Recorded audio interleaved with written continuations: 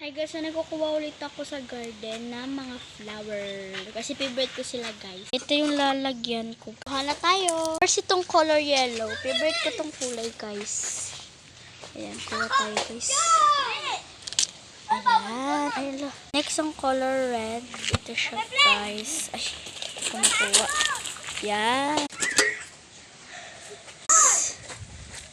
Pa tayo ng violet na flower. Ito yung gusto ko guys. Yan, dalawa lang. Sorry guys, maingay yung mga pinsan ko guys. Yan. Pwede mawawala yung color yellow na flower. Yan. Meron pa dito guys, pero bawal yung ko. Lagay na natin.